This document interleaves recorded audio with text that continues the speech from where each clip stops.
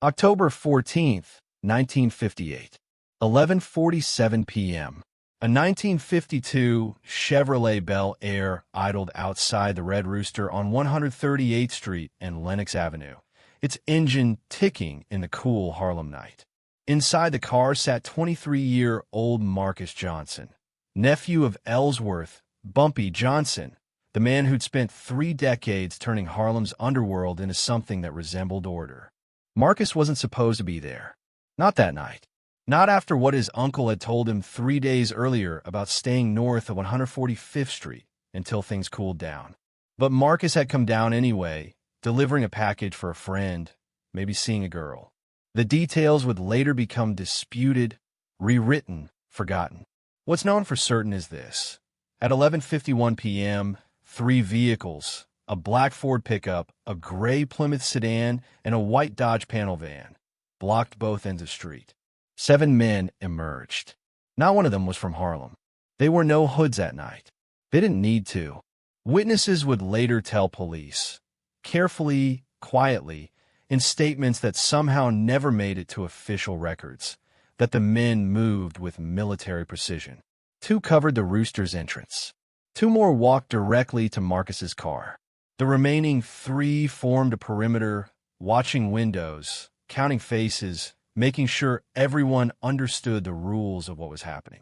Inside the Red Rooster, a bartender named Samuel "Smooth Sam" Perkins was wiping down glasses when he heard the commotion. He'd worked that bar for 11 years, since 1947, and he'd learned to read trouble the way some people read weather. The sudden quiet outside wasn't normal. The absence of car horns, of voices, of the usual Harlem night music, that absence had weight. Sam moved toward the window, careful not to be obvious about it. He saw Marcus try to run, watched him make it 14 feet before they caught him, saw them throw him into the van like he weighed nothing at all. Sam's hand went to the phone behind the bar. He got as far as picking up the receiver before he noticed the man in the doorway. One of the 7, watching him, hand resting on something beneath his jacket. The message was clear: put it down. Forget what you saw. Live to see tomorrow. Sam put the phone down. The whole operation took less than 90 seconds. By midnight, the vehicles were gone. By 12:15 a.m., every witness on that block had suddenly remembered they'd been somewhere else entirely. By dawn, when Bumpy Johnson learned his nephew had vanished, a silence had already begun settling over Harlem like snow. The kind of silence that makes noise seem dangerous, the kind that turns neighbors into strangers and transforms a city block into a cemetery where people still walk and breathe. But Sam Perkins couldn't sleep that night. He sat in his apartment on 142nd Street, smoking cigarettes until his throat burned, knowing he'd done what he had to do to survive, but hating himself for it anyway. Around 4 a.m., he made a decision. He walked 6 blocks to a payphone on Amsterdam Avenue and made a call to a number everyone in Harlem knew, but nobody discussed: Bumpy Johnson's answering service. He left a message. Just 4 words: they took Marcus tonight. He didn't leave his name. He didn't need to. In a community where survival depended on knowing who to trust and who to fear, Bumpy wouldn't know who'd called. And Sam figured that was worth a risk, because some silences, some complicity, would eat you alive if you let them. But here's what nobody knew yet, what would only become clear 7 days later when that silence turned absolute. Marcus Johnson's abduction wasn't the story. It was the trigger, and what Bumpy Johnson did in response. The way he moved, the calls he made, the old debts he called in from men who'd retired from street life a decade ago, would teach everyone involved a lesson about power that had nothing to do with violence and everything to do with the space where fear meets respect. 7 days. That's all it took for 30 years of carefully built influence to demonstrate exactly what happens when you cross a line that wasn't meant to be crossed. This is the story of what happened when the Ku Klux Klan dragged a Harlem prince into the night. But more than that, it's the story of 7 days of silence, and the message that silence carried. To understand what happened in October 1958, you need to understand what Harlem had become by then, and more importantly, who had shaped it. Ellsworth Raymond Johnson arrived in Harlem in 1919, a 15-year-old kid from South Carolina with nothing but anger and ambition. His mother had sent him north after he'd attacked a white man who'd disrespected his sister, an act of defiance that would have gotten him lynched if he'd stayed. New York was supposed to be safer, more modern, a place where a black man could build something resembling a life. But New York in 1919 was also the city that had just experienced the Red Summer, where race riots had killed dozens and destroyed black neighborhoods across America. Harlem was growing. Yes, its population had exploded from 50,000 in 1914 to over 175,000 by 1920, but growth brought competition, tension, and violence. Young Ellsworth learned early that respect was currency, that fear was leverage, and that the only protection worth having was the kind you built yourself. By 1930, he was working for Stephanie St. Clair, the queen of numbers, learning the mathematics of the street lottery that turned nickels and dimes into thousands of dollars daily. The numbers game was simple. People bet on three-digit combinations, hoping they'd match the last three digits of the daily stock exchange report or some other publicly announced number. The odds were 999 to 1. The payout was usually 600 to 1. That 399 to 1 difference was profit, and in Depression-era Harlem, where legitimate jobs were scarce and discrimination was absolute, the numbers were how people dreamed. Stephanie St. Clair was Bumpy's first real teacher, a black woman from Martinique who'd built $1 million operation through intelligence, ruthlessness, and an understanding of psychology that would have impressed any Wall Street banker. She taught Bumpy that power was about systems, not muscle. She showed him how to keep books, how to manage collectors, how to identify which police officers could be bought and which ones were too dangerous to approach. But she also taught him something more important. In a world where the law wouldn't protect you, where racism was institutional and violence was casual, you had to build alternative systems of order. The numbers game wasn't just gambling. It was banking for people who couldn't get bank accounts. It was credit for people who couldn't get loans. It was infrastructure in a community that legitimate society had abandoned.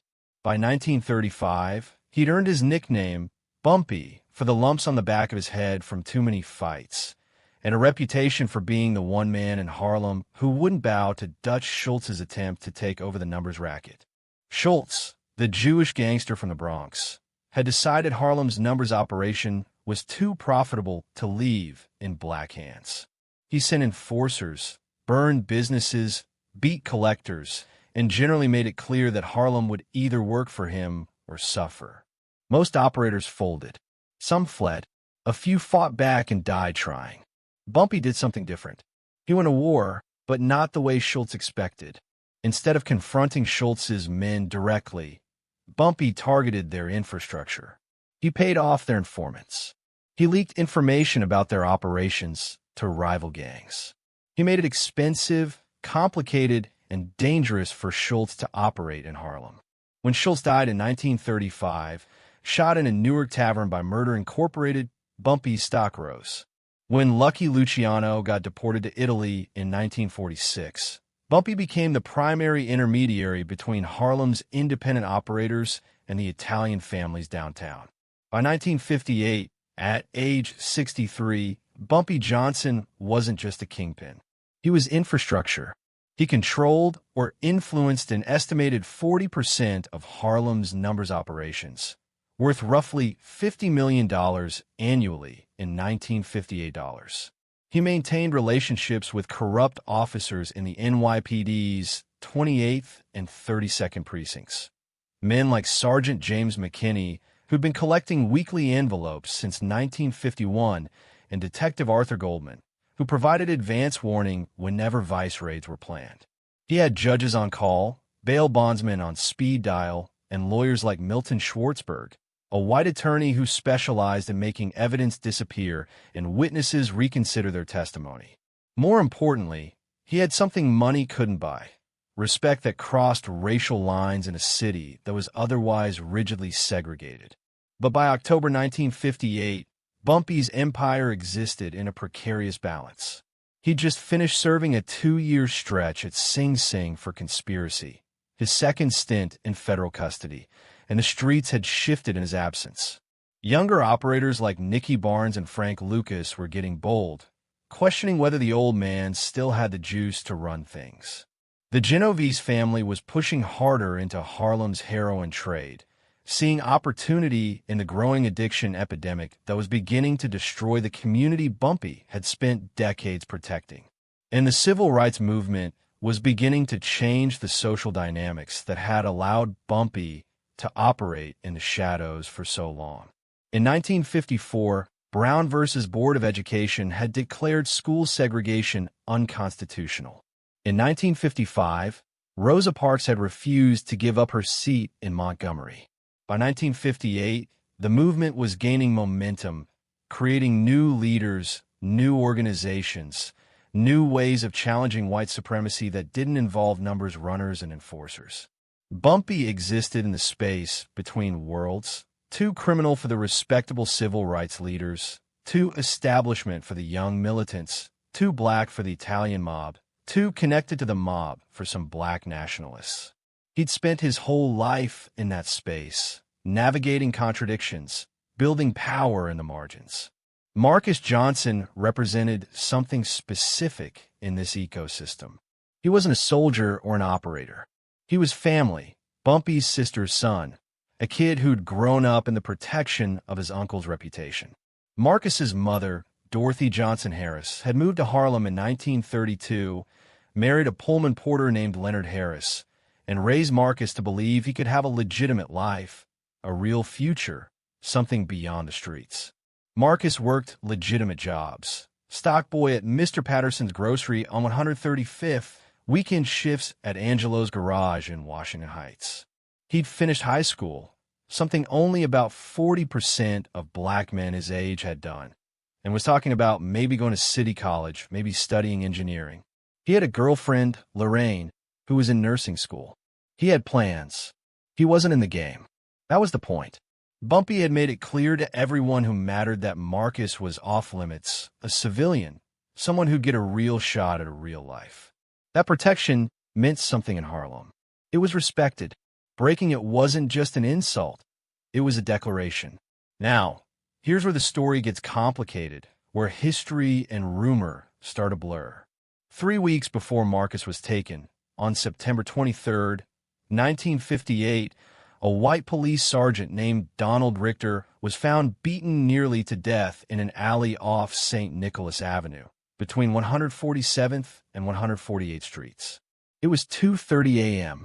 A patrol car found him after receiving an anonymous call about trouble at that location. Richter was 41 years old, a 15-year veteran of the NYPD who worked vice in the 32nd Precinct. He was known in the neighborhood, not well-liked, but known. He collected payoffs from bars, gambling joints, and brothels, which was standard practice for vice cops. But he also had a reputation for unnecessary roughness, for using his badge to settle personal scores, for being the kind of cop who made you grateful when he looked the other way instead of finding reasons to hassle you. His father had been a cop. His brother was a cop. His uncle had been a cop before retiring to Florida in 1955. Law enforcement was the Richter family business, and Donald took that tradition seriously, maybe too seriously. He saw himself as a guardian of order, a protector of civilization, standing against the chaos of Harlem's criminal element. The beating left him with a shattered eye socket, broken jaw, for missing teeth, 3 cracked ribs, and a concussion that caused memory problems for months afterward. He survived, but was medically retired from the force in December 1958, unable to return to active duty. He told his superiors he'd been jumped by 4 black men he couldn't identify. They'd attacked from behind. It was dark, it happened fast. He told his wife he didn't remember anything useful, that maybe it was random, maybe it was payback for an old arrest. He honestly didn't know. But he told his brother, Carl Richter, who worked as a site supervisor for McAllister Construction Company upstate, something different. He told Carl it was Bumpy's people, that they'd beaten him as a warning, that something needs to be done about these animals before they think they run everything. The story wasn't true, at least not the way Donald told it. According to reports from the time, mostly from black newspapers like the Amsterdam News and later, decades later, from oral histories collected by researchers at Columbia University's Oral History Project, Donald Richter's beating wasn't ordered by Bumpy Johnson. It was carried out by three young men: Jerome Rome Williams, aged 19, Marcus Little Mac Crawford, aged 21, and Tyrell Davis, aged 20. These men were angry about an incident 3 days earlier, on September 20th, when Richter had stopped Tyrell's cousin, Michael Davis, for suspicious behavior near 145th Street. This suspicious behavior was Michael walking home from his job as a dishwasher at a restaurant on Broadway. The stop escalated. Richter claimed Michael was disrespectful. Michael claimed Richter was looking for an excuse. Either way, it ended with Richter pistol whipping Michael hard enough to require 12 stitches and spending a night in Harlem Hospital. No charges were filed. Michael didn't complain. Complaining meant more trouble. But his cousins and friends decided Richter needed to learn a lesson about respect, about consequences, about what happens when you think you can brutalize people without answering for it. They didn't ask permission from Bumpy. They didn't think about larger consequences. They didn't consider that beating a white cop, even a dirty one, would have repercussions beyond their immediate satisfaction. They just acted, young, angry, righteous, and short-sighted. But in a narrative that spread outside Harlem, through police bars in Brooklyn and union halls in Queens and Klan meetings in Orange County, the story was simpler. A white cop got his face caved in by Harlem thugs protected by Bumpy Johnson. The niggers were getting bold. The criminals were out of control. Someone needed to restore order, teach these people where they belonged, remind them that crossing certain lines had consequences. Something had to be done. Carl Richter took his brother's story to his boss, Thomas McAllister, who owned McAllister Construction and had contracts throughout the Hudson Valley. McAllister was 62 years old, a second-generation Irish-American who'd built his company from nothing, who employed over 200 men, who saw himself as a pillar of his community. McAllister was also a member of the Freemasons, the local Chamber of Commerce, and, quietly, in ways that weren't publicly discussed, a financial supporter of the Northern Alliance Clavern of the Ku Klux Klan. The Klan in 1958 wasn't what it had been in the 1920s, when it claimed millions of members and influenced national politics. By the late 1950s, membership had collapsed, public support had evaporated, and most claverns were small, local operations maintained by working-class whites who felt threatened by desegregation, by black migration, by social changes they couldn't control. The Northern Alliance was exactly that kind of organization. About 30 active members, drawing from construction workers, mill employees, truck drivers, and small business owners in Orange and Rockland counties. They burned crosses occasionally, distributed racist literature, sometimes beat black people who'd moved into white neighborhoods. They saw themselves as defenders of tradition, of racial order, of American values. Thomas McAllister didn't attend meetings. He didn't wear robes or burn crosses, but he wrote checks, provided locations for gatherings, and generally enabled the organization to exist. And when Carl Richter told him what had happened to Donald, when he framed it as an attack on white civilization by black criminals who thought they were untouchable, McAllister listened. He made some calls. He spoke with Walter Grimes, the Clavern's leader. He suggested that maybe someone needed to send a message, make an example, show that white men still had power even in places like Harlem. Marcus Johnson became the target because he was available, accessible, and symbolic. Taking him sent multiple messages at once. We can reach you. Your protection means nothing. There are forces you don't control. But those messages were built on a fundamental miscalculation. They assumed Bumpy would react like a gangster, with retaliation, with violence, with something visible that could be answered with more violence. They didn't understand that by 1958, Bumpy Johnson had spent 40 years learning a different language of power. He'd learned patience. He'd learned leverage. And he'd learned that the most devastating responses are the ones nobody sees coming until it's already too late. October 15th, 1958. 6:23 a.m. Bumpy Johnson learned his nephew was missing when Marcus's girlfriend, Lorraine Davis, showed up at his apartment on Edgecombe Avenue in tears. She'd been at the nursing dormitory at Harlem Hospital, studying for her pharmacology exam, waiting for Marcus to pick her up at midnight like he'd promised. He never showed. At first, she thought maybe he'd gotten held up, maybe his car had broken down. But by 1 a.m., she was worried. By 2 a.m., she called his apartment 4 times with no answer. By 3 a.m., she'd walked to his place on 140th Street and found his door locked, lights off, no sign of him. By 4 a.m., she'd called 3 of his friends. None had seen him. By dawn, she knew something was wrong, and she knew there was only one person in Harlem who had the power to do something about it. Bumpy answered the door wearing a silk bathrobe, reading glasses still on, the morning's New York Times folded under his arm. He was a compact man, 5'9", about 175 pounds, but he carried himself like someone much larger. People who'd never met him often expected someone more physically imposing, someone who matched the legend. But Bumpy's power had never been about physical intimidation. He looked at Lorraine for exactly 3 seconds, reading everything in her face, the tears, the terror, the exhaustion, and said, "Come in. Tell me everything." By 7 a.m., Bumpy had 4 men on the street. Frank Lucas, still young at 30, but already showing the intelligence that would later make him infamous. Big Willie Thompson, a 300-pound enforcer who'd been with Bumpy since 1942. James Jinx Carter, who ran collection for the numbers operation and knew every block in Harlem. And Samuel Perkins, the bartender from the Red Rooster, who'd spent a sleepless night wrestling with his conscience and had finally decided he'd rather face Bumpy's questions than live with his silence. They were asking questions, knocking on doors, pulling in favors. By 8 a.m., Bumpy knew Marcus had been at the Red Rooster.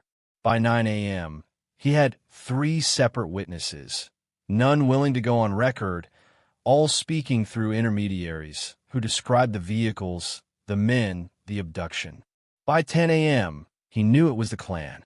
Sam Perkins had told him about the man in the doorway, the casual threat, the sense that these men had done this before. Willie Thompson had found tire tracks on 138th Street, distinctive patterns that didn't match any vehicles known to operate in Harlem. Jinx Carter had spoken with an informant in the 32nd Precinct who'd heard rumors about something happening but couldn't or wouldn't provide details. And by 11 a.m., Bumpy had made the decision that would define everything that followed. He told everyone to stop looking, stop asking, stop talking. The silence started there. Frank Lucas, who later became infamous in his own right, but in 1958 was still learning the business, would recall in a 2006 interview with New York Magazine. Bumpy called a meeting that morning, maybe 15 of us in his apartment. He stood there quiet for a long time, just looking at us. He had this way of looking at you where you felt like he could see everything, every thought, every weakness, every secret. Then he said, "Marcus is gone. We're not going to the police. We're not going to war. We're going to make some calls." That was it. He sent us home.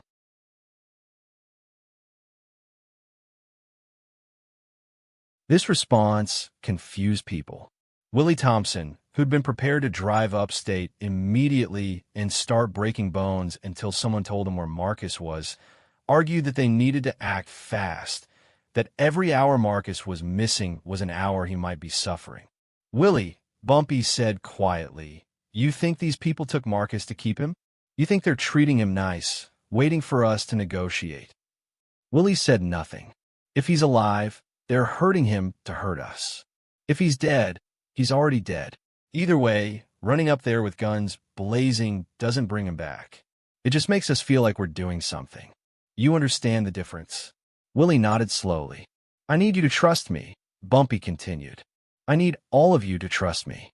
This doesn't end with us being predictable. It ends with us being smart.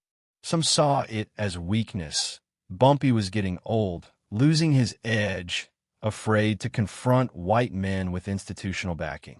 A few younger operators in the neighborhood started whispering that maybe it was time for new leadership, someone who'd actually do something instead of sitting around making phone calls like an old man. But Bumpy wasn't doing nothing. He was doing something most people couldn't see yet. Between October 15th and October 17th, Bumpy made 17 phone calls from a pay phone on Riverside Drive. Never from his apartment, never from any location that could be traced back to him. Who he called has never been fully verified, but piecing together later events and historical records, we can make educated guesses. He called Benjamin Gross, a federal prosecutor in the Southern District of New York who'd been investigating police corruption since 1955 and owed Bumpy for information that had closed 3 cases and advanced Gross's career significantly. The relationship was mutually beneficial. Bumpy provided intelligence about dirty cops and organized crime activities. Gross provided advance warning about federal investigations and occasionally looked the other way when Bumpy's operations needed insulation. He called Arthur Hoffman, a journalist of the New York Times who covered race relations and had, in 1955, written a Pulitzer Prize-nominated series on Klan activity in northern states, documenting how the organization had adapted to suburban life and continued recruiting despite its declining national profile. Hoffman had sources throughout law enforcement and civil rights organizations. More importantly, he owed Bumpy for an interview with a witness in a 1956 murder case that had made Hoffman's career.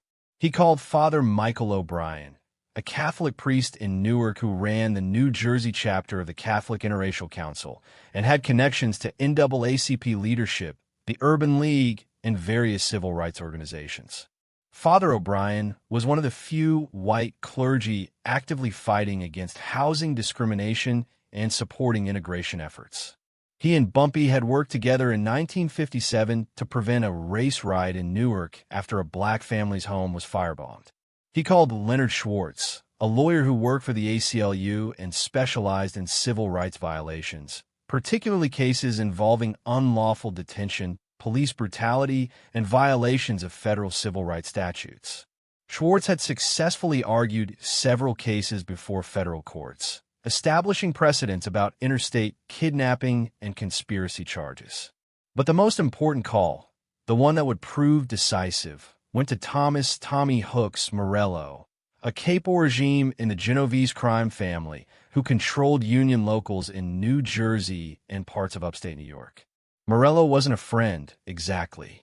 The relationship between Italian organized crime and black organized crime in New York had always been complicated, sometimes cooperative, sometimes competitive, always transactional.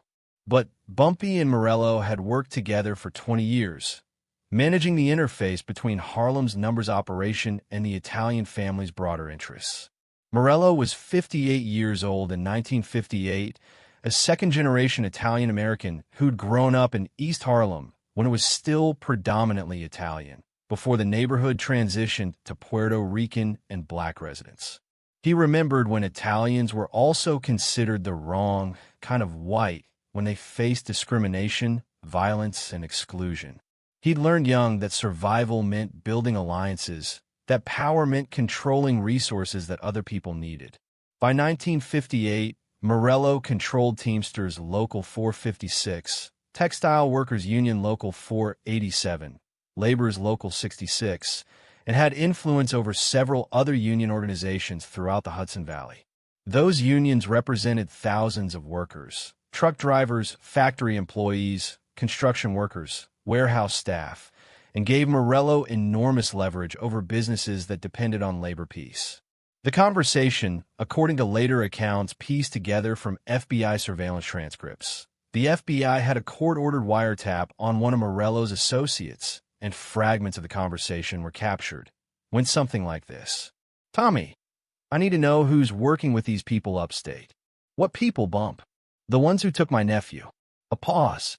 "That's not our business. That's between you and them. It is if they're working in your territories. It is if they're using union boys. It is if this becomes a pattern that disrupts business. Another pause. Longer this time. What do you need? Names. Locations. Who organized it? And I need it quiet. And if I get you this, then we keep the peace. Nobody moves. Nobody talks. It goes back to normal. You're asking for a lot, Bump. I help you with this.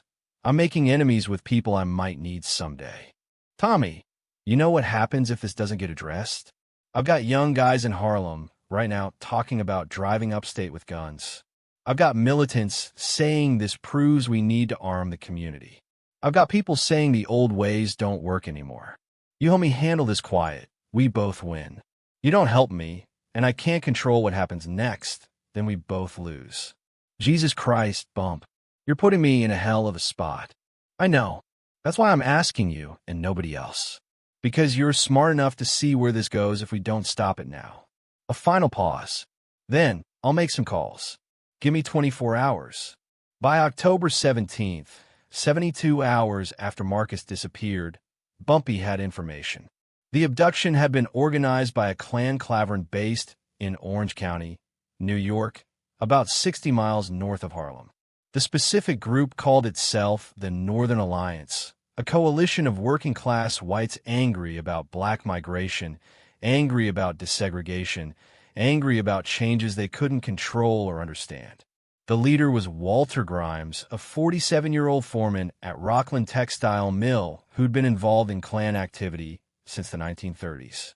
Grimes had 3 brothers, Carl, who worked construction, Robert, who drove trucks for a paper company, and Dennis, the youngest at 39, who owned a small auto repair shop in Middletown.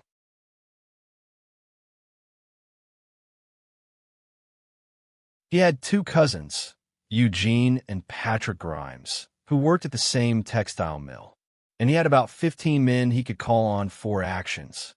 They'd been responsible for at least 4 cross burnings in the past 18 months, 2 beatings of black men who'd moved into white neighborhoods, and 1 fire at a black-owned business in Newburgh that had been ruled suspicious but never solved. They were dangerous, but they were also sloppy, overconfident, and, critically, they'd operated outside their usual territory when they came into Harlem. That meant they'd left traces, made mistakes, exposed themselves to scrutiny they usually avoided. Bumpy now knew where they gathered. A barn on property owned by Grimes's brother-in-law, Edward Morrison, a dairy farmer who owned 120 acres about 10 miles outside of Middletown. He knew they met on Wednesday nights. He knew who the members were, where they worked, who their families were. He knew Marcus was probably there, or had been there.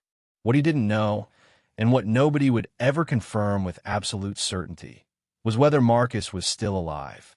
But even without that knowledge, or maybe because of that knowledge, Bumpy made another decision, one that seemed counterintuitive. He still wouldn't move. Not yet. The silence would continue. Because Bumpy understood something his enemies didn't. Violence draws attention. Violence creates martyrs. Violence gives the other side a story to tell, a narrative to spin, a justification for escalation. If Bumpy sent men upstate to rescue Marcus, even if they succeeded, it would become a story about black criminals attacking white men in their homes. It would justify retaliation, mobilize law enforcement, unite white communities around a common enemy. It would turn Marcus from a victim into a weapon used against Harlem. Silence, though. Silence creates dread. Silence makes people wonder what's coming. Silence forces people to imagine consequences worse than anything you could actually do to them. So Bumpy waited and made one more set of calls. October 18th, 1958. If you were a member of the Northern Alliance Klan chapter that morning, everything probably felt normal, maybe even triumphant. You'd sent a message to the coloreds in Harlem. You'd shown them that their so-called king couldn't protect his own. You'd struck a blow for white pride, for tradition, for the way things were supposed to be. You'd gotten away with it. Walter Grimes certainly felt that way. He showed up to his shift at the Rockland Textile Mill at 7 a.m. like always, punched his time card. Number 47, same card he'd had since 1943, and started supervising the dyeing floor. 32 employees worked under him, operating machinery that processed fabric for clothing manufacturers across the Northeast. The mill ran 3 8-hour shifts, 6 days a week, producing approximately 50,000 yards of finished fabric daily. It was hard work, dangerous work. The chemicals could burn skin, the machines could take fingers, the heat was oppressive, and the noise was constant. But it was steady work, union-protected work, the kind of work that let a man support a family, buy a house, maybe put something away for retirement. The union mattered. Textile Workers Union Local 487 had been around since 1937, born from the labor struggles of the Depression era. It had fought for every benefit these men had: pension plans, health coverage, overtime pay, grievance procedures, protection against arbitrary firing. The union kept management honest. The union gave these men power they wouldn't have otherwise. Walter Grimes had been a union member for 15 years. He'd served as shop steward from 1951 to 1954. He believed in solidarity, in workers standing together against exploitative bosses. He just didn't believe black people deserved those same protections, that same solidarity. In his mind, and in the minds of men like him, labor rights were for white workers. Integration was theft. At 9:45 a.m., the mill's owner, a man named Herbert Ashton, who'd inherited the business from his father in 1952, received a phone call in his office. The call came from Vincent "Vinny" Cards Calabrese, the business representative for Textile Workers Union Local 487. Vinny Cards was 53 years old, a squat, heavy-set man with thinning hair and thick glasses who looked like someone's accountant uncle. But appearances were deceiving. Vinny Cards had been a made member of the Genovese family since 1938. His legitimate job was representing textile workers. His real job was controlling those workers, managing labor peace, and generating revenue for the family through various schemes involving pension funds, health and welfare funds, and strategic strikes that benefited businesses willing to pay for peace. The conversation was brief. "Herb, we're having some concerns about workplace safety at your facility." "What concerns, Vinny?" "We just passed state inspection in August. Got a clean bill of health." "New concerns?" "Serious ones. Somebody's saying there might be issues with chemical storage, ventilation systems, emergency exits. You know how it is. One complaint to OSHA, and suddenly you've got inspectors crawling all over the place. Might need to call a safety review. Maybe send some independent inspectors. Could shut you down for a week, maybe 2, while we sort it all out." Herbert Ashton felt his stomach drop. A week-long shutdown would cost him approximately $75,000 in lost production, plus whatever penalties might come from failing to fulfill contracts on time. 2 weeks would be catastrophic. "Vinny, what the hell are you talking about? What complaints? From who?" "Can't say exactly, Herb. Anonymous reports, you understand. But the good news is we can probably avoid all this unpleasantness if you're willing to have a conversation about one of your employees. Fellow named Walter Grimes." "Walter? What about him?" "Seems he's been involved in some outside activities that are creating concerns. Liability concerns. Public relations concerns. The kind of concerns that make insurance companies nervous, that make other workers uncomfortable, that make union leadership wonder if maybe this guy's more trouble than he's worth." "Jesus Christ, Vinny. You want me to fire Walter because of what he does off the clock? I want you to consider whether having him on your payroll is worth the potential complications, Herb. That's all I'm saying. You think about it. Let me know what you decide. We'll talk soon." The line went dead. Herbert Ashton sat in his office for several minutes, processing what had just happened. He wasn't naive. He'd been running this mill for 6 years, and he understood that union relationships required careful management. But this was different. This was pressure, pure and simple. And the implication was clear: fire Walter Grimes or face consequences that would hurt his business badly.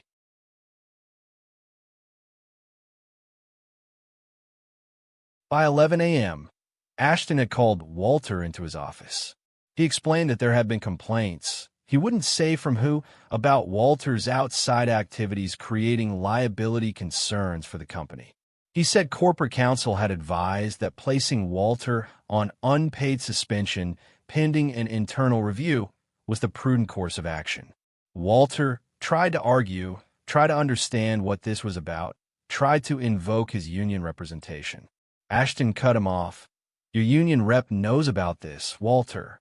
He's the one who called me this morning." By noon, Walter Grimes was cleaning out his locker, packing his tools, walking to his car in stunned silence. In this scene, this exact scenario played out simultaneously across 6 different workplaces in Orange County and Rockland County that day. Robert Grimes, Walter's brother, was a truck driver for Hudson Valley Transport, hauling paper products and building materials throughout the region. At 10:15 a.m., his dispatcher told him his route was being changed. Effective immediately, he'd be running overnight shifts to Albany and back, leaving at 10 p.m. and returning at 8 a.m. The new schedule made it impossible for Robert to attend Wednesday night meetings. It also made it nearly impossible to see his wife and kids, who'd be asleep when he left and still asleep when he returned. Eugene Grimes, Walter's cousin, worked as a foreman at McAllister Construction, the company owned by Thomas McAllister, who'd helped organize Marcus's abduction. At 11:30 a.m., Eugene was pulled aside by the site's supervisor and told that budget cuts meant they were eliminating one foreman position. Eugene had seniority, but he also had been written up twice in the past year, once for being late, once for arguing with a subcontractor. The company had decided to let him go. 2 weeks severance. Sorry. Patrick Grimes, Eugene's brother, was a mechanic at the Orange County Department of Public Works garage. At 1 p.m., he was called into the fleet manager's office and informed that personnel restructuring meant his position was being reclassified as part-time, 20 hours per week instead of 40. The manager said it wasn't personal, just budgetary realities.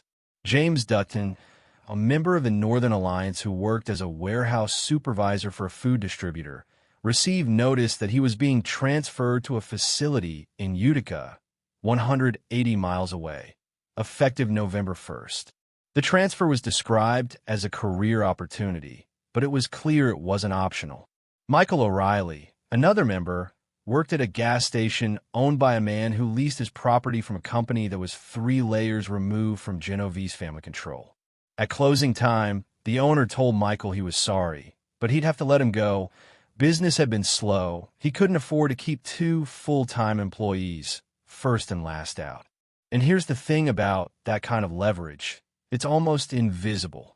There's no violence. There's no obvious crime. There's just a series of unfortunate coincidences, bad timing, and business decisions that somehow all point in the same direction. If you were watching from the outside, if you were FBI, if you were local police, if you were a journalist, you'd never connect Bumpy Johnson in Harlem to a foreman getting suspended in Middletown. The geography was wrong. The context was wrong. There was no logical thread. But if you were Walter Grimes, sitting in your kitchen that evening, talking to your brother Robert and your cousins Eugene and Patrick, comparing notes about your sudden run of bad luck, all of you, all at once, you'd start to get a sick feeling in your stomach. You'd start to understand that someone, somewhere, had made a phone call. That someone had reach you didn't understand. That someone was sending a message. And that message was simple. I can touch you anywhere. I can hurt you without ever coming near you. And this is just the beginning. October 19th through October 20th, 1958. Walter Grimes wasn't stupid. He understood what was happening. The question was what to do about it. He called an emergency meeting for Sunday night, October 19th, at the barn where they usually gathered, Edward Morrison's property, 10 miles outside Middletown. The barn was old, built in the 1890s, used now mostly for storage since Morrison had gotten out of dairy farming years ago. It sat at the end of a dirt road, surrounded by empty fields, invisible from the main highway. Perfect for meetings where secrecy mattered. 16 men showed up, down from the usual 23. Already, people were getting scared. "We need to talk about what's happening," Grimes started, standing in the middle of the barn, oil lamps providing the only light. All of us getting hit at the same time. That's not coincidence. You think it's a nigger? Asked James Dutton, a thick-necked man of 35 who'd served in Korea and still carried himself like a soldier. From Harlem. I think someone's making moves, Grimes said carefully. I think we might have kicked a hornet's nest bigger than we thought. So what do we do? Michael O'Reilly asked. He was 27, the youngest member present, and his voice carried an edge of panic. I just lost my job, Walter. I got a wife and a baby. I got rent due in 2 weeks. We need to stay calm, Grimes said, though his own voice betrayed uncertainty. We need to stay together. That's what they want. For us to fracture, for us to turn on each other. Maybe we should go to the police, someone suggested from the back. Tell them we're being harassed, threatened. And tell them what? Exactly? Grimes interrupted. That we took a colored boy from Harlem, and now someone's making our lives difficult? You think that ends well for us? Silence. Here's where accounts start to diverge. According to some versions of the story, mostly collected from oral histories in the 1980s and 90s, from people who'd heard the story secondhand or thirdhand, Marcus Johnson was still alive at this point, held in a root cellar beneath the barn. According to other accounts, he died within the first 48 hours from injuries sustained during the abduction, and the clan members have been arguing for days about what to do with the body. A third version, perhaps the most reliable, comes from FBI files partially declassified in 1998. Marcus died on October 15th, early morning, approximately 6 to 8 hours after being abducted. The beating during the abduction and transport had caused internal injuries, a ruptured spleen, according to the later autopsy, that led to internal bleeding. He'd lost consciousness in the van and never woke up. The men hadn't intended to kill him. They'd intended to rough him up, scare him, maybe keep him for a day or two before dumping him back in Harlem as a warning. But panic, inexperience, and adrenaline had led to more violence than planned. And by the time they realized how badly he was hurt, it was too late. So for the past 4 days, they'd been dealing with a corpse, moving it between locations, arguing about whether to dump it, bury it, burn it. Each option carried risks. Each option could lead back to them if handled wrong.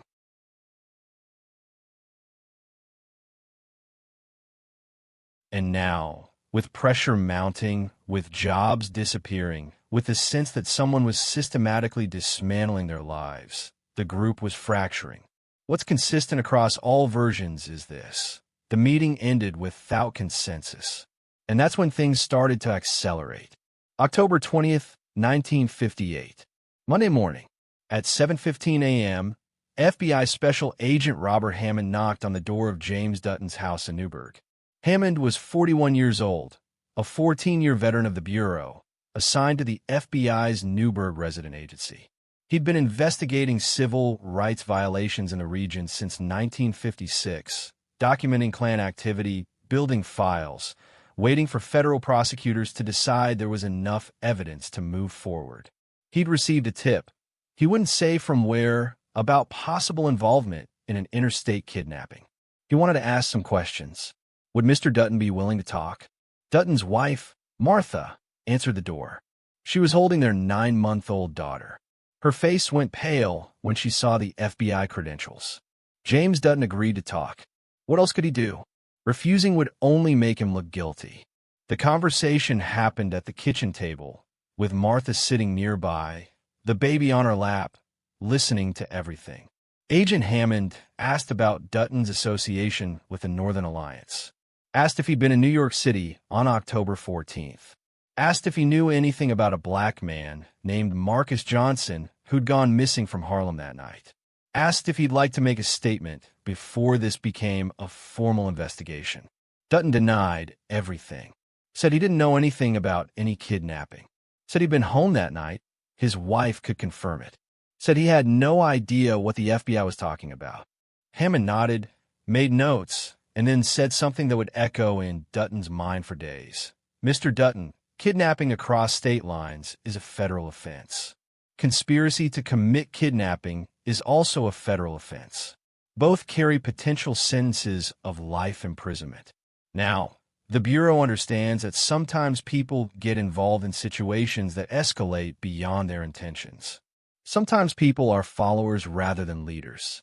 Sometimes people cooperate, provide information, and find themselves in much better legal positions than people who don't cooperate. You might want to think about that. Then Hammond stood up, handed Dutton his card, and left. This scene repeated itself across Orange County that morning. Michael O'Reilly received a visit. So did Patrick Grimes. So did 3 other members of the Northern Alliance whose names had appeared in the FBI's files. Not everyone received visits, just enough to create panic, to make everyone wonder who else was being questioned, who might be talking, who might be making deals. And that's when the fear became contagious. By Monday afternoon, 2 members had hired lawyers, expensive lawyers they couldn't really afford, using money borrowed from family or taken from savings accounts that were supposed to be for emergencies. The lawyers told them not to talk to anyone, not to admit anything, to wait and see what happened.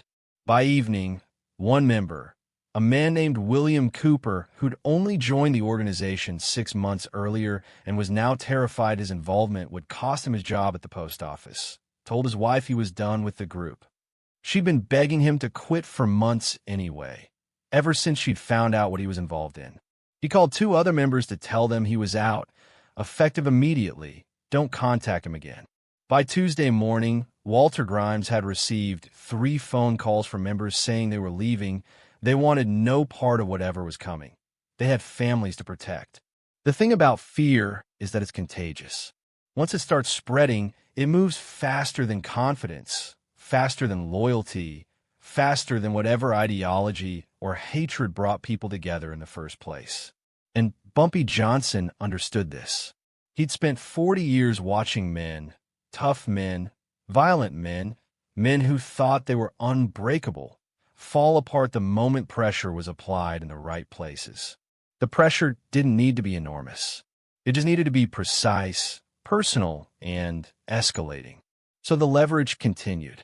On October 21st, a reporter from the New York Post, a man named Daniel Hoffman, who'd been covering organized crime and civil rights, received an anonymous tip about Klan activity in Orange County. The tip came via a manila envelope delivered to the newspaper's offices with no return address. Inside was a typed letter describing the Northern Alliance, listing names of members, providing addresses and places of employment, and making specific allegations about the abduction of Marcus Johnson from Harlem on October 14th. The letter included enough detail to be credible, specific times, vehicle descriptions, witness accounts, but not so much detail that it would have required direct involvement. Someone had information. Someone wanted it public. Hoffman made some calls. He verified what he could. He contacted the NYPD, who confirmed that a missing persons report had been filed for Marcus Johnson. He contacted the FBI's New York field office, who declined to comment, but didn't deny that an investigation was ongoing. He spoke with contacts in Harlem who confirmed that Marcus was Bumpy Johnson's nephew and that his disappearance had created significant tension in the community. He wrote a story that on October 22nd, Wednesday morning, the story ran on page 3 of the New York Post, Upstate Klan suspected in Harlem abduction. The article didn't have all the details. Hoffman couldn't confirm everything in the anonymous letter, and his editors wouldn't let him print unverified accusations. But it created public pressure, public attention, public interest in something that had been happening in shadows. The article mentioned the Northern Alliance by name. It described Klan activity in Orange and Rockland counties. It quoted civil rights activists calling for federal investigation. It quoted FBI spokesmen saying they took all allegations of civil rights violations seriously. Suddenly, this wasn't a secret anymore. Suddenly, local police couldn't pretend they hadn't heard anything. The FBI couldn't ignore it. State authorities were being asked questions. And men who'd thought they were untouchable, who'd operated with impunity for years, were realizing they were now targets of investigations that could destroy their lives. Walter Grimes read the article Wednesday morning while drinking coffee in his kitchen. His hand shook. His wife, Helen, asked what was wrong. He told her nothing. Everything was fine, but his voice betrayed him. That afternoon, he made a decision. He called a number he'd gotten from Eugene Grimes, who'd gotten it from someone at McAllister Construction, who'd gotten it from someone else. A chain of contacts leading back to Thomas Morello's operation. He left a message. "We need to talk about ending this situation." The return call came 3 hours later at 7:30 p.m. Walter was alone in the house. Helen had taken the kids to her mother's for dinner.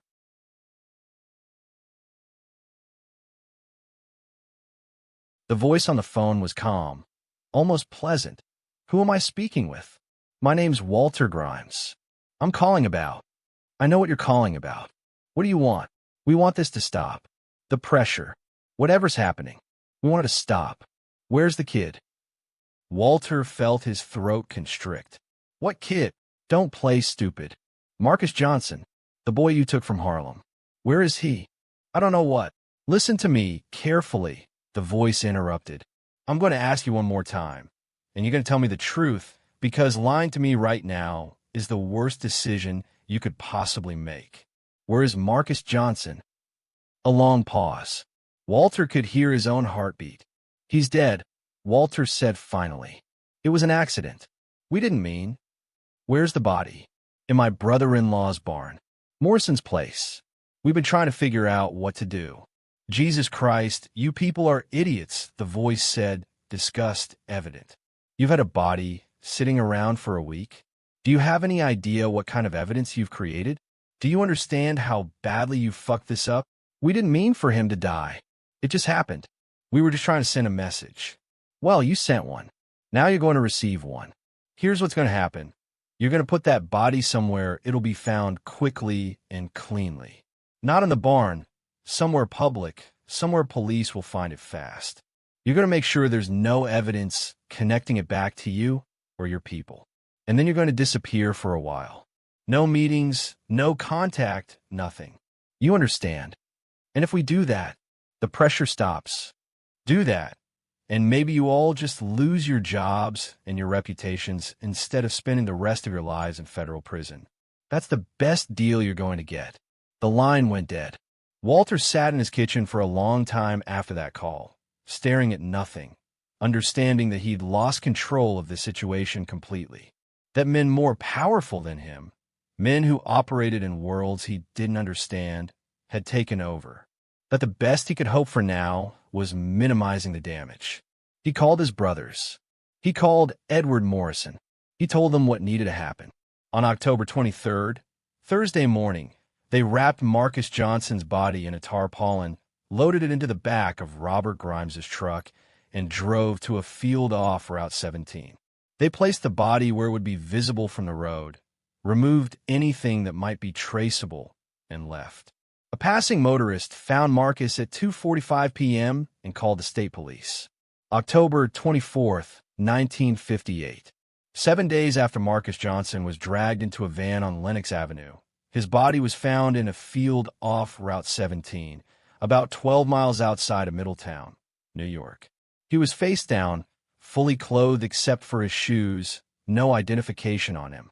The medical examiner who performed the autopsy, Dr. Harold Simmons, Orange County's chief medical examiner, determined that Marcus had died from blunt force trauma to the head and internal injuries consistent with a severe beating. Time of death was estimated at approximately 1 week prior to discovery, meaning Marcus had died within hours or days of being abducted. The official police report listed the death as homicide by person or persons unknown. The investigating officer was New York State Police Senior Investigator Thomas McKee, who conducted interviews, collected what evidence existed, and filed a report that went nowhere. No arrests were made. No charges were filed. The investigation stalled almost immediately. Why? Several reasons. First, there were no witnesses willing to come forward. The people who'd seen Marcus being taken in Harlem weren't going to testify. Doing so meant admitting they'd been present, which meant inviting police scrutiny they couldn't afford. The Klan members involved weren't going to confess. The people who might have provided connecting information, like Thomas McAllister or the men he'd spoken with, had insulation, layers of separation that made prosecution nearly impossible. Second, this was 1958.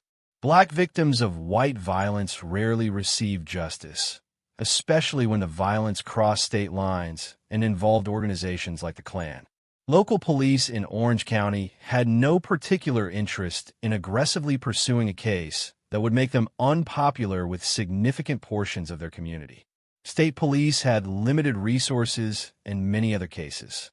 The FBI had the authority to investigate civil rights violations, but building federal cases required time, evidence, and political will, all of which were in short supply. Third, and most importantly, Bumpy Johnson didn't push for official justice. He didn't call press conferences. He didn't demand investigations. He didn't mobilize community protests or create public pressure, because doing so would have required explaining who he was, what he did, and how he'd responded to Marcus's abduction. It would have invited federal scrutiny he couldn't afford and exposed operations he needed to protect. So the official investigation died quietly. But here's what else happened in the week following October 24th. Walter Grimes was fired from his job at the Rockland Textile Mill on October 27th. The stated reason was violation of company policies, which was vague enough to be legally safe while clear enough to prevent him from contesting it through union grievance procedures. The union, controlled by Vinnie Cards and ultimately by the Genovese family, declined to pursue the matter. 3 other members of the Northern Alliance lost their jobs within 2 weeks. Eugene Grimes was let go from McAllister Construction on October 30th. James Dutton was fired from his warehouse position on November 3rd.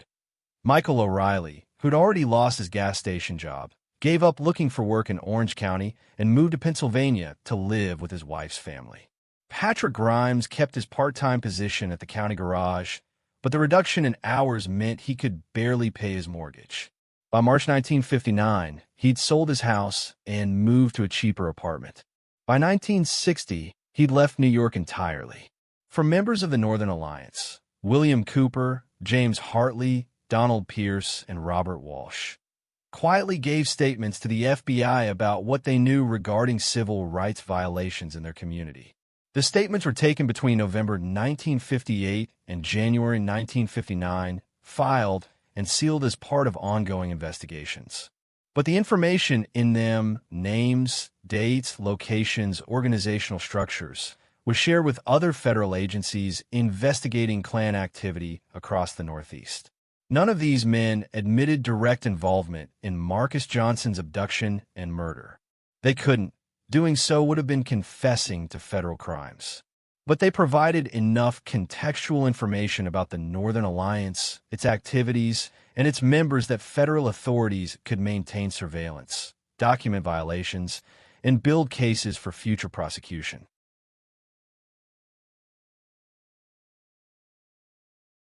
By November 1958, the Northern Alliance clavern in Orange County had effectively dissolved. The Wednesday night meetings stopped. Members stopped contacting each other. Some joined other white supremacist organizations in different regions.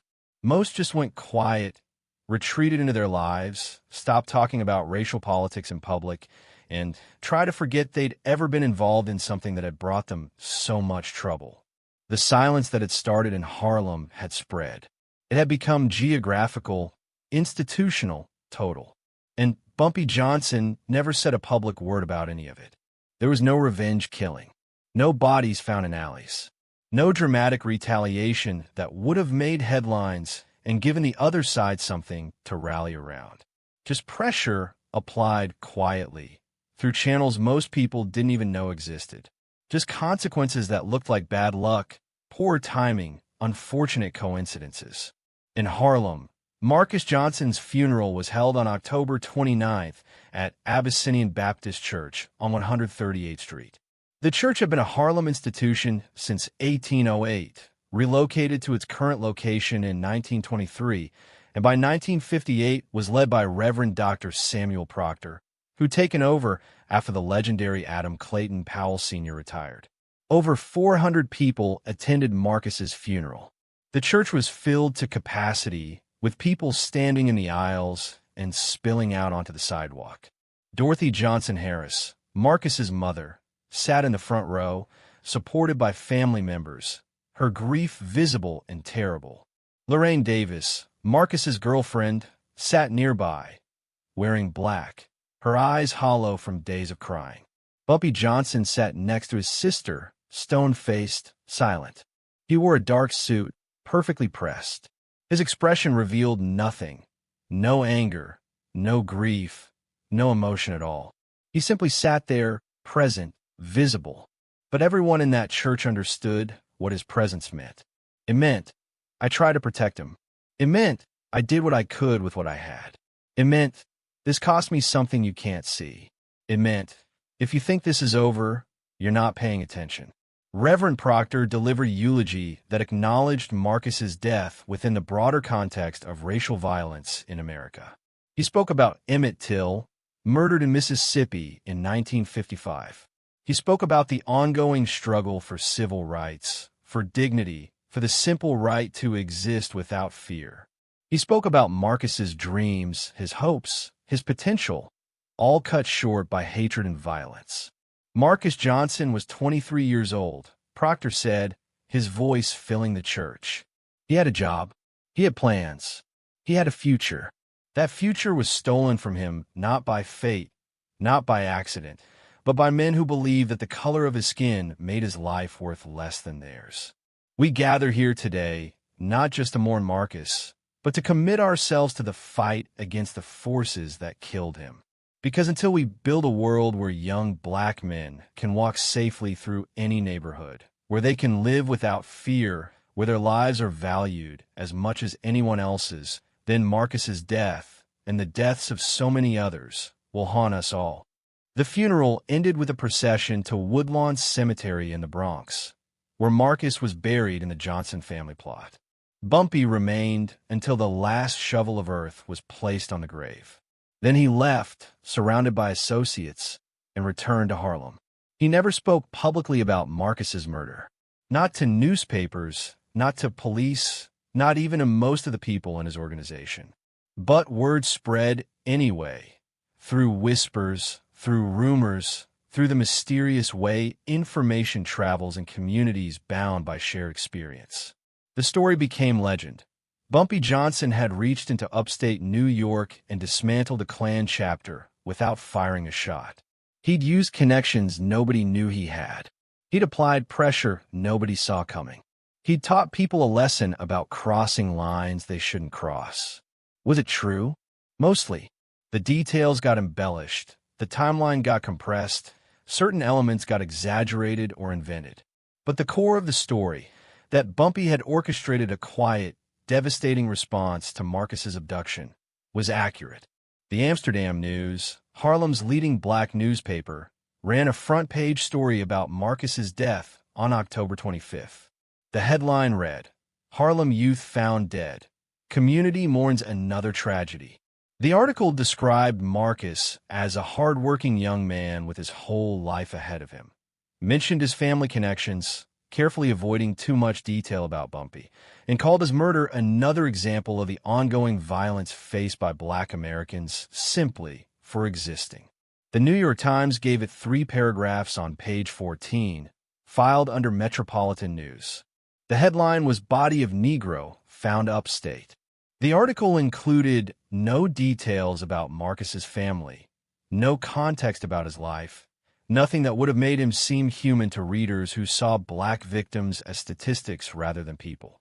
Most white newspapers didn't cover it all, but in certain circles, in police precincts, in FBI offices, in mob social clubs, in union halls, the story of what happened became legend.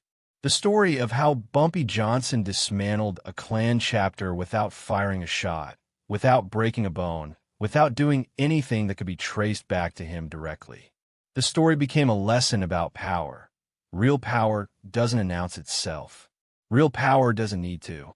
It just moves, quietly, through channels and connections and favors and leverage, until suddenly your world is changed and you're not sure how or when or why.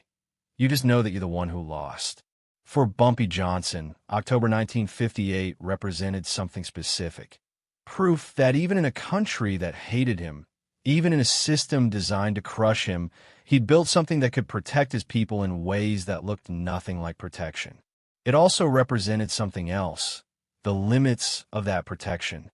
Because Marcus Johnson still died, and no amount of leverage, no matter how sophisticated, could bring him back. The story of Marcus Johnson's abduction and murder became, over time, part of Harlem folklore. But like most folklore, the details shifted depending on who told it and when they told it. Some versions, told in bars and barbershops throughout the 1960s, claim Marcus was returned alive, beaten but breathing, dumped on a Harlem street as a warning that was answered with swift and terrible retribution. Other versions, popular among younger militants during the Black Power era, claimed Bumpy sent a team upstate who killed everyone involved in the abduction, burying them in the Catskill Mountains where they'd never be found. Still other versions, whispered by people who claimed inside knowledge, suggested Marcus was never actually taken by the Klan at all, that it was rival drug dealers trying to start a war, or rogue cops settling a score, or even Marcus faking his own death to escape family pressure.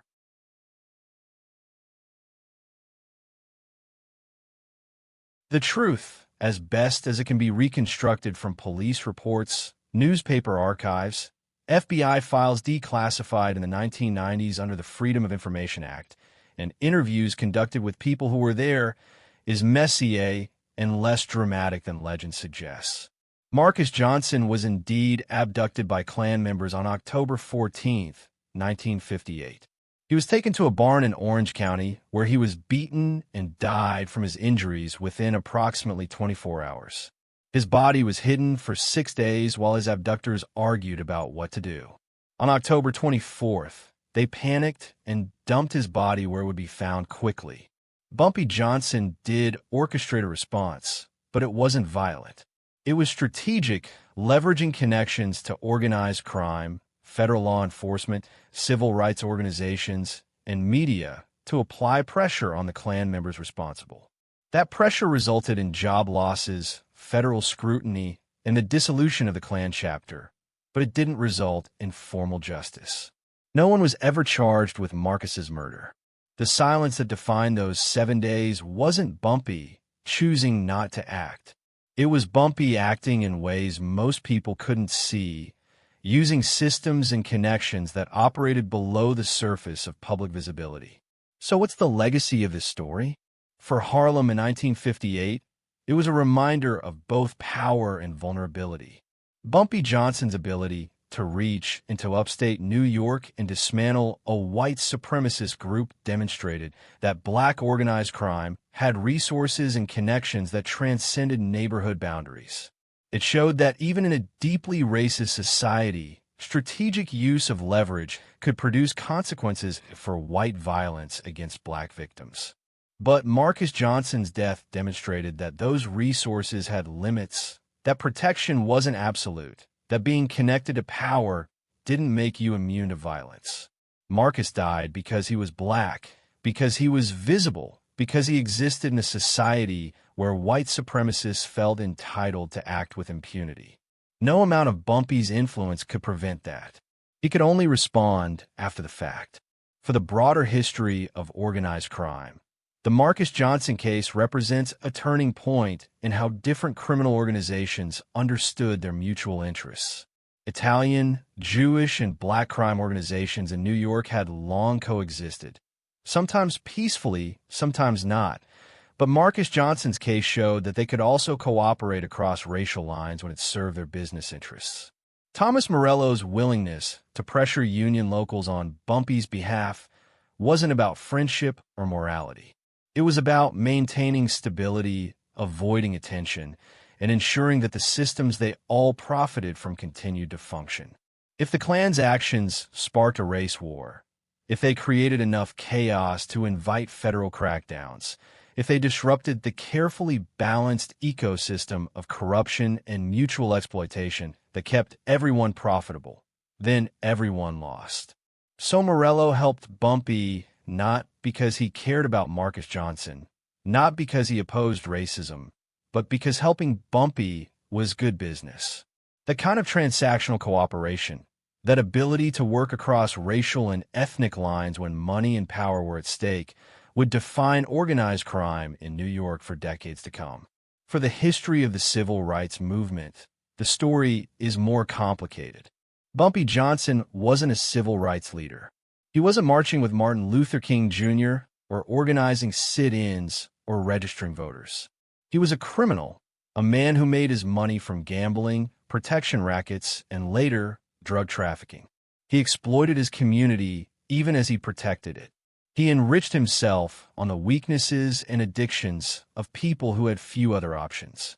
But he was also a man who used the power he'd accumulated to protect Black Harlem from external threats, to maintain spaces where Black businesses could operate, to ensure that Harlem remained Harlem even as the forces of segregation, urban renewal, and white flight tried to reshape or destroy it.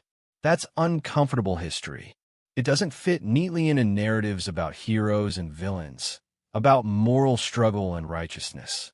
It forces us to acknowledge that communities survived however they could, that protection came from imperfect sources, that sometimes the people defending Black lives were also the people profiting from Black suffering. Bumpy Johnson died on July 7, 1968, a decade after Marcus's murder. He collapsed at Wells Restaurant on Lenox Avenue, suffering a heart attack while eating breakfast with Frank Lucas and other associates. He was 62 years old. Paramedics arrived within minutes, but couldn't revive him. He was pronounced dead at Harlem Hospital at 10:45 a.m.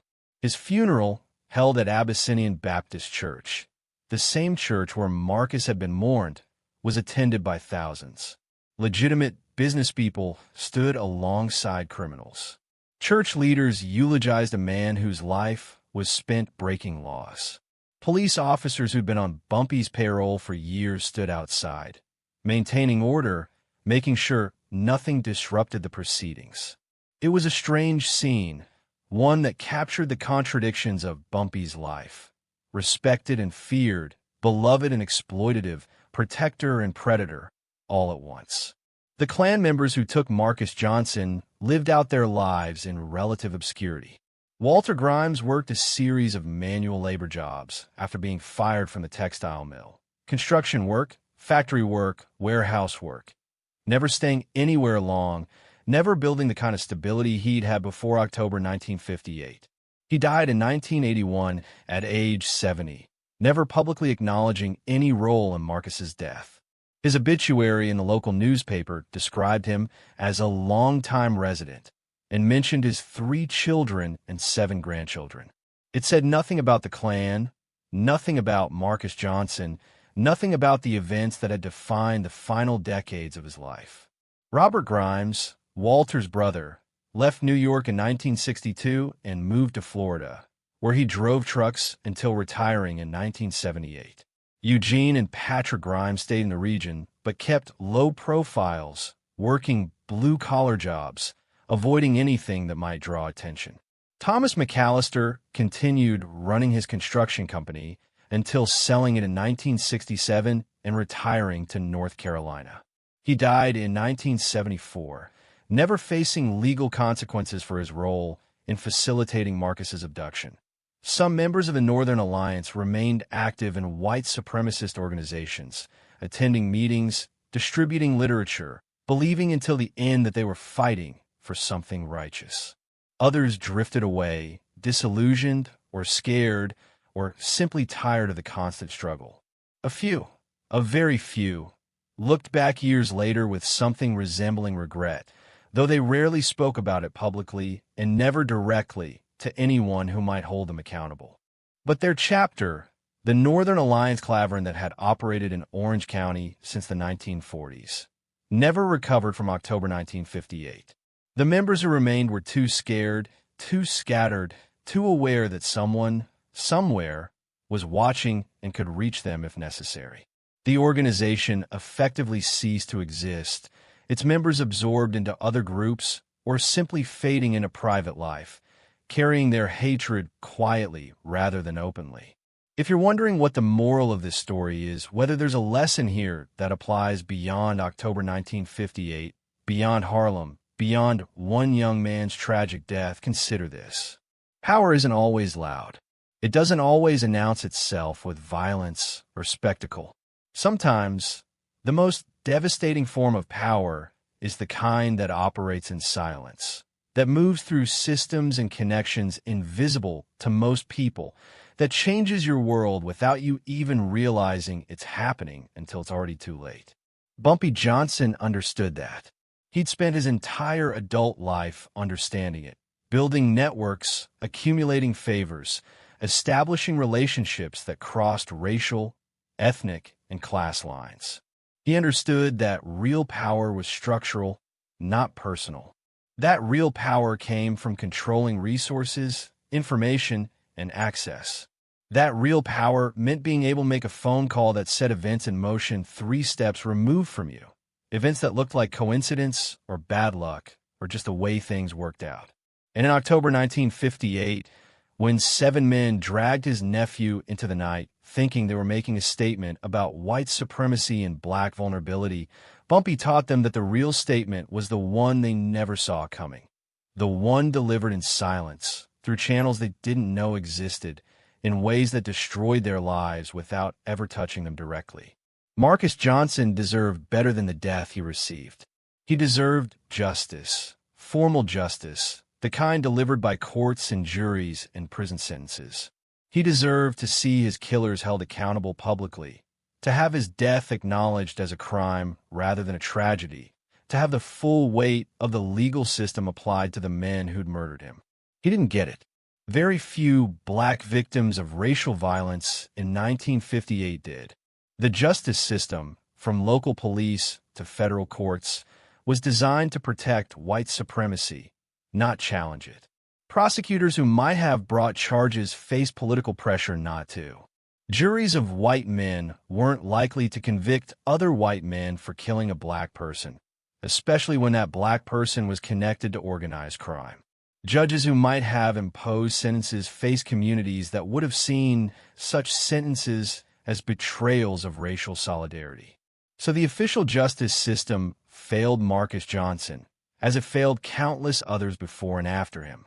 But what he got instead was something rarer: consequences. Not for everyone involved. Not perfectly distributed or proportional to guilt. Not the kind of consequences that would satisfy anyone's sense of moral order. But consequences nonetheless. Enough that the men who took him learned what it meant to cross a line. Enough that other people watching learned not to make the same mistake. Enough that the organization responsible for his death was effectively dismantled. Is that enough? Is that justice? That's not for me to answer. That's for you to decide, knowing the full story, understanding the context, recognizing both what was possible and what was lost. What I can tell you is this: for 7 days in October 1958, silence took over Harlem. It was a purposeful silence, a strategic silence, a silence that communicated more than words ever could. And when that silence finally broke, when Marcus's body was found and his funeral was held and his story began spreading through the community, nothing was the same. Not for the Klan members who thought they were untouchable. Not for the systems of power that connected Harlem to the rest of New York. And not for anyone who believed that power only flows one direction, that white supremacy was absolute, that black communities had no capacity to defend themselves beyond direct physical confrontation. Bumpy Johnson demonstrated something different. He showed that power could be subtle, that consequences could be delivered without fingerprints, that the same systems used to oppress could sometimes be turned against oppressors when someone understood those systems well enough to manipulate them. He also demonstrated the limits and costs of that approach, because manipulation of corrupt systems still depends on those systems existing. Because leverage only works if you're willing to accept compromises. Because protecting some people sometimes means making deals with people who oppress others. These aren't easy truths. They don't fit into simple narratives about resistance or morality or justice. But they're real truths The truths of how marginalized communities actually survived in America during times when survival itself was an act of defiance. Sometimes silence speaks louder than anything else. Sometimes the absence of violence is the most violent thing of all. And sometimes the most powerful response to injustice is the one that nobody sees coming. The one that dismantles your enemies quietly, systematically, and permanently, leaving them wondering what happened until it's far too late to do anything about it. That was Bumpy Johnson's gift. That was his legacy. And that was the lesson delivered in 7 Days of Silence in October 1958. Marcus Johnson was 23 years old when he died.